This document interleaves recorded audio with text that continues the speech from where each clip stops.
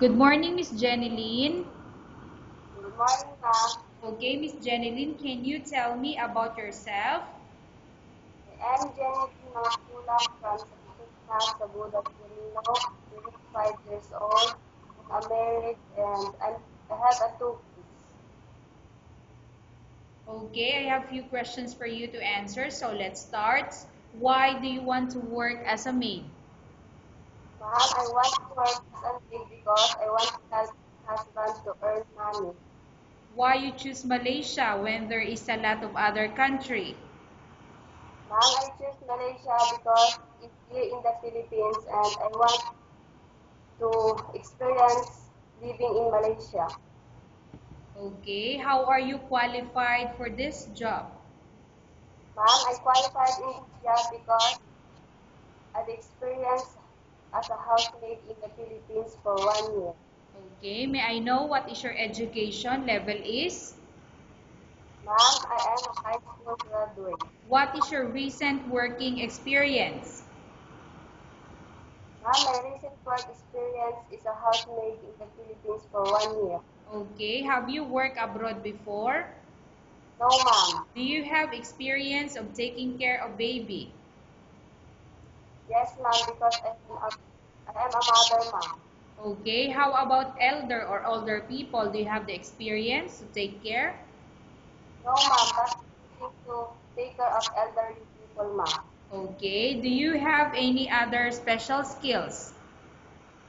My other special skills are cooking, washing clothes, and cleaning the house, ma'am. Are you willing to learn new skills? Yes, ma'am. Are you willing to work with a family where the mother-in-law or any relatives stay together? Yes, ma'am. Currently, are you still working now? No, ma'am. Do you know how to cook? Yes, ma'am. What sort of food can you cook? Filipino food, ma'am, like adobo, igado, and sinigang, ma'am. Okay. Are you aware that you will have to do washing, cleaning, ironing, and cooking? Yes, ma'am. From all the house chores, like cooking, cleaning, ironing, and washing, which do you like most? Ma'am, cooking, ma'am. If ever you were selected to work in Malaysia, who will take care of your kids? Ma'am, my husband and my mother-in-law will take care of my children, ma'am. Okay, you are not allowed to use handphone or cell phone during working hours. Yes, ma'am. You are only allowed to use handphone or cell phone after you finish all the works and when going to bed. Yes, ma'am. You are strictly needed to surrender the handphone to your employer in the morning, and your employer will return back to you once you're going to bed. Yes, ma'am. If ever your employer finds out that you're abusing your handphone and it's affected your work for 4 months, your employer will confiscate your handphone and you're not allowed to hold it anymore. Instead, your employer will allow you to call to your family 3 times in a month. You're only allowed to bring normal phone and you're not allowed to bring smartphone. Are you agreed for the terms and condition? Yes, ma'am. Are you agreed to the rules and regulation for the handphone? Yes, ma'am. How many years is the contract as you agreed and understand? 2 years, ma'am. Can you describe for me your ethics or your attitude?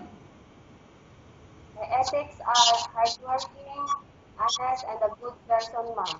Okay, how can you assure to us that you will work hard in Malaysia?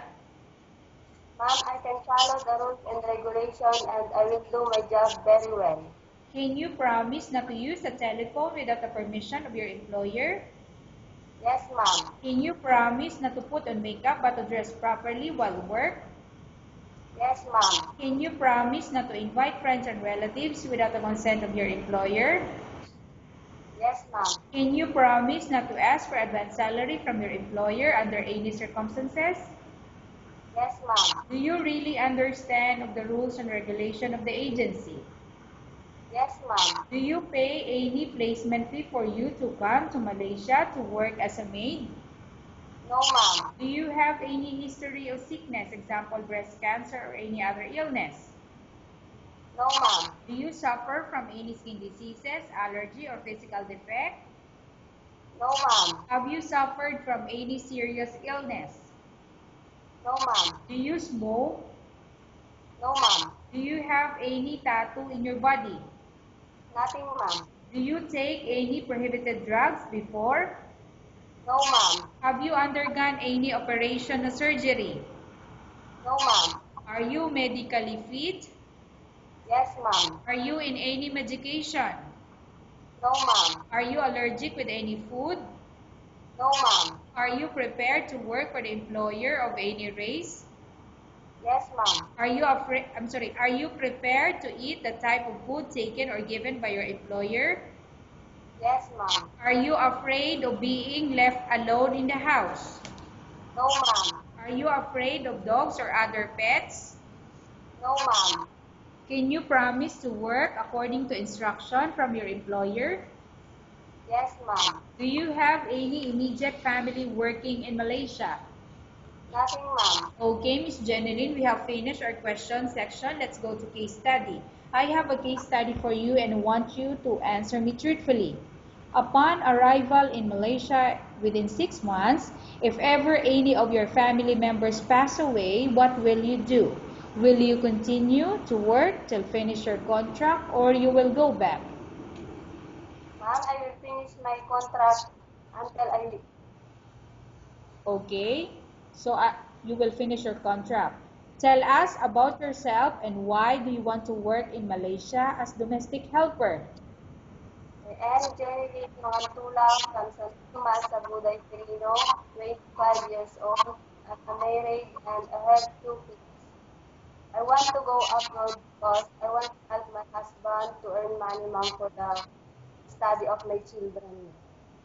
Okay, Miss Jeneline, what do you want to tell to your employer who watching your video? Mom choose me because I'm hardworking, an honest person, and I'm a good person, mom. Okay, thank you very much, Miss Jeneline. We will update your agency if there's any selection made by the employer.